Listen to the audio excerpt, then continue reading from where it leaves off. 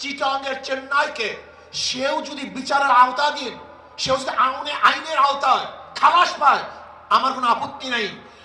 যুবক যদি জাগ্রত হয়, দেশ জাগ্রত হয়। যুবক যদি ভালো হয়, সেই সমাজটা ভালো হয়ে যায়। যুবক যদি ভালো হয়, তাহলে দেশটা ভালো হয়ে যায়। মনে রাখতে হবে, ইসলামী যুব আন্দোলন রুহানিয়াতের সমন্বিত প্রয়াস, রুহানিয়াত ও জেহাদের সমন্বিত প্রয়াস। এই স্লোগান মনে রাখতে হবে।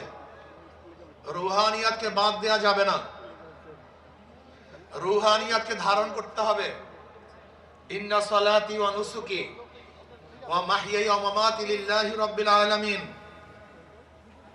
আমার জানি ইবাদত, আমার মালি ইবাদত, আমার আন্দোলন, আমার সংগ্রাম, সরওয়ার্দী উদ্যানে আসা, আমার সময় দেয়া, আমার জীবন দেয়া, আমার মাল দেয়া, আমার ত্যাগ করা সম্পূর্ণ কার উদ্দেশ্যে? জোরে বলেন, একমাত্র আল্লাহর উদ্দেশ্যে। ইসলামী যুব আন্দোলন সাহাবাদের অনুসরণ করে, সাহাবাদের অনুসরণ ইসলামী যুব আন্দোলন। সাহাবাদেরকে ভুলবেন না, তারাই আমাদের অনুপ্রেরণা। আমরা তাদের দেখানো পথে চলতে চাই, তাদের মহব্বত অন্তরে লালন করি, তাদের ভালোবাসতে জানি, তাদেরকে ভালোবাসতে জানি, তাদেরকে এত মহব্বত করি, আমাদের জীবনের চেয়ে সাহাবায়ে কেরাম থেকে বেশি মহব্বত করি। শুধু কি তাই, যারা সাহাবাদেরকে ঘৃণা করে, সমালোচনা করে, ওদেরকে আমরা মহব্বত করতে পারি না, ওদেরকে আমরা ভালোবাসতে পারি না। আমরা জনাব মুহাম্মদ রাসূলুল্লাহ সাল্লাল্লাহু আলাইহি ওয়াসাল্লাম আদর্শ গ্রহণ করে তার দেখানো নীতি আদর্শ বাস্তবায়ন করতে চাই। আমরা এরদোগানের আদর্শ বাস্তবায়ন করতে চাই না, আমরা মুরসির আদর্শ বাস্তবায়ন করতে চাই না, আমরা মদিনাওয়ালার আদর্শ বাস্তবায়ন করতে চাই। আমি যুব আন্দোলনকে বলবো, খবরদার সুন্নাতকে বাদ দিয়ে কোন আন্দোলন সংগ্রাম আমরা করতে চাই না। আমরা সুন্নাতকে ধারণ করে আন্দোলন সংগ্রাম করতে চাই। আমরা সুন্নাতকে জবাই দিয়ে তাকিয়ার নামে, আমরা কৌশলের নামে সুন্নাতকে জবাই দিতে চাই না, বরং আমরা চাই সুন্নাতকে সমন্বিত করতে, সুন্নাত অনুযায়ী চলতে। আমি বিশ্বাস করি, ওয়ালা তাহিনু ওয়ালা তাহজানু ওয়া আনতুমুল আ'লাউনা ইন কুনতুম মুমিনিন। যদি আমাদের ঈমান মজবুত হয়, যদি ঈমানকে শক্তিশালী করতে পারি, তাহলে এমন আওয়াজ দেব আল্লাহু আকবারের ধ্বনিতে, যেরকম রাজা গৌর গমদের তখ্ত তাউস ধ্বংস হয়ে গেছে, আমরা যদি আল্লাহু আকবারের ধ্বনি দিতে পারি, ঈমানের সাথে আল্লাহু আকবারের ধ্বনি উচ্চারণ করতে পারি, তাহলে বর্তমান ফ্যাসিস্টদের সমস্ত তখ্ত তাউস ভেঙে চুরমার হয়ে যাবে ইনশাআল্লাহ। এর জন্য যুব আন্দোলনকে বলবো, খবরদার জিকির ও ফিকির, জবানে জিকির থাকতে হবে, ব্রেনের মধ্যে ফিকির থাকতে হবে, কলমের মধ্যে শুকুর থাকতে হবে, অঙ্গ প্রত্যঙ্গ সবর থাকতে হবে। মনে রাখবেন, রুহানিয়াত ও জিহাদের সমন্বিত প্রয়াস। রুহানিয়াতকে বাদ দিয়ে কোনো জিহাদ আমরা চাই না। রুহানিয়াতকে বাদ দিয়ে জিহাদ করবেন, এটা জিহাদ হবে না, সন্ত্রাস হবে। কি হবে? সন্ত্রাস হবে। যে জিহাদের সাথে রুহানিয়াত নাই, ওই জিহাদ জিহাদ না, বরং সন্ত্রাসবাদ হবে। ইসলামী ছাত্র আন্দোলন, ইসলামী যুব আন্দোলন, ইসলামী আন্দোলন বাংলাদেশ, তারা কি চায়? আল্লাহর জমিনে আল্লাহর হুকুমতের মাধ্যমে কল্যাণ রাষ্ট্র চায়। ইসলাম হুকুমত বাদ দিয়ে আমরা কল্যাণ রাষ্ট্র চাই না, আমরা ইসলাম হুকুমতের মাধ্যমে কল্যাণ রাষ্ট্র প্রতিষ্ঠিত করতে চাই। আমরা বিশ্বাস করি, ইসলাম হুকুমত ব্যতীত secularism, socialism, capitalism, communism, democracy কোন আদর্শ মানুষকে শান্তি দিতে পারে না, মুক্তি দিতে পারে না। একমাত্র মানুষের মুক্তির গ্যারান্টি হলো ইসলাম হুকুমত। এই ইসলাম হুকুমত কায়েম করতে হবে। আপনারা জানেন, আজকে অন্তর্বর্তী সরকার কিছু সংস্কার করতেছে, তার মধ্যে রাষ্ট্র সংস্কার। অবশ্যই রাষ্ট্র সংস্কার করতে হবে। কেন? আপনারা জানেন, ফ্যাসিস্ট সরকার, রাষ্ট্রের এমন কোন বিভাগ নেই যে বিভাগকে ধ্বংস করে নেই, সমস্ত বিভাগকে ধ্বংস করে ফেলেছে। কাজী ধ্বংস স্তূপের উপরে সুন্দর একটা নির্বাচন উপহার দেওয়া সম্ভব নয়। আগে সংস্কার হবে, তারপরে নির্বাচন হবে। রাষ্ট্র সংস্কারের মধ্যে আমি বিচার বিভাগের স্বাধীনতা চাই, বিচার বিভাগের পূর্ণ স্বাধীনতা চাই। আজকে আমরা কি দেখেছি? সরকার পরিবর্তন হওয়ার সাথে সাথে সমস্ত আসামিরা খালাস হয়ে গেছেন। আবার সরকার পরিবর্তনের সাথে সাথে অনেক আসামি জেলে ধুকে ধুকে পড়ছেন। তার মানে বিচার বিভাগ কি সরকারি ইঙ্গিতে চলে? একটা ভালো রাষ্ট্রের, উন্নত রাষ্ট্রের সবচেয়ে বড় মানদণ্ড হলো বিচার বিভাগের স্বাধীনতা। যেই রাষ্ট্রের মধ্যে বিচার বিভাগের স্বাধীনতা নাই, ওই রাষ্ট্র ভালো কল্যাণমুখী একটা রাষ্ট্র হতে পারে না। এর জন্য আমি বিচার বিভাগের স্বাধীনতা চাই। এমন স্বাধীনতা চাই, বিচারকটা আইন অনুযায়ী বিচার করবে, কারোর ইঙ্গিতে বিচার করবে না, কারোর দিকে দৃষ্টি করে বিচার করবে না, বরং আইনে যা আছে সেই অনুযায়ী সে রায় প্রদান করবে। এমন স্বাধীনতা বিচার বিভাগকে থাকতেই হবে। এমনকি ওই চেন্নাইকে, চিটাগাংয়ের চেন্নাইকে, সেও যদি বিচারের আওতাধীন, সেও যদি আইনের আওতায় খালাস পায়, আমার কোনো আপত্তি নেই। কিন্তু আমিও যদি বিচারের আইনের মাধ্যমে জেলে থাকি, তাহলে আমার আপত্তি নেই। বিচার বিভাগকে স্বাধীন দিতে হবে। কারোর ইঙ্গিতে বিচার বিভাগ চলতে পারে না। যদি বিচার বিভাগের স্বাধীনতা না থাকে, মান হাফেরা হুফেরা, তুমি যেই গর্ত খুঁজবা সেই গর্তের মধ্যে একদিন তুমিই পড়বা। এই জন্য বিচার বিভাগের স্বাধীনতা চাই। নাম্বার 2, সংবিধান সংস্কার। আজকে দেখেছি সেখানে প্রায় 505টা আসন রাখা হয়েছে।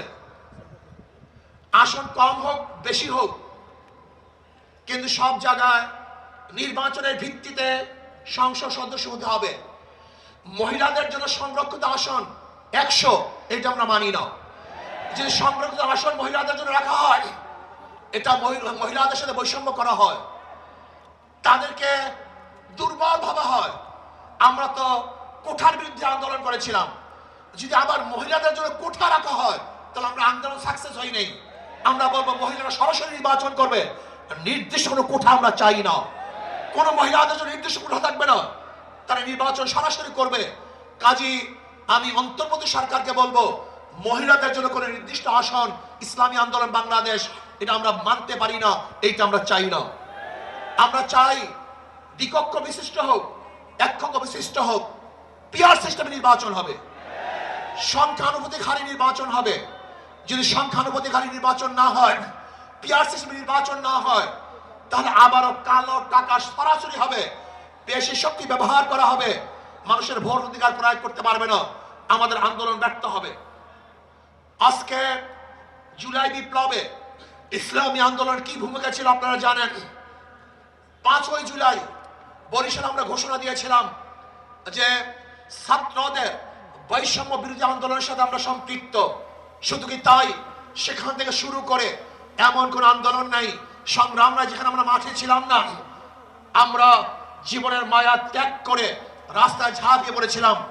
আমি বিশ্বাস করি ইসলামী আন্দোলন বাংলাদেশ যেইভাবে দলীয় ব্যানারে বৈষম্য বিরোধী আন্দোলন অংশগ্রহণ করেছে, বাংলাদেশের অন্য কোনো সংগঠন দলীয় ব্যানারে এই আন্দোলনে সম্পৃক্ত ছিল না। শুধু কি তাই, ইসলামী আন্দোলন বাংলাদেশের যারা শীর্ষস্থানীয় লিডার নেতা, তারাই মাঠে ছিল। কিন্তু যারা বৈষম্য বিরোধী আন্দোলনের বিরোধিতা করেছে, বলেছে যে এই সংগ্রামের সাথে আন্দোলনের সাথে আমরা সম্পৃক্ত নাই, তারা যদি আজকে নতুন ভাবে ক্ষমতা দেওয়ার স্বপ্ন দেখে, এদেশের জনগণ সেই স্বপ্ন পূরণ হতে দেবে না। সংস্কারের বিরুদ্ধে সংস্কারের পরেই নির্বাচন হবে। আজকে সংস্কার করতে যারা বাধা সৃষ্টি করেছেন, আমি বলবো দীর্ঘ 16 বছর কোথায় ছিলেন? রাগ ডাক শুনেই বলবো, বিএনপি আপনারা কোথায় ছিলেন?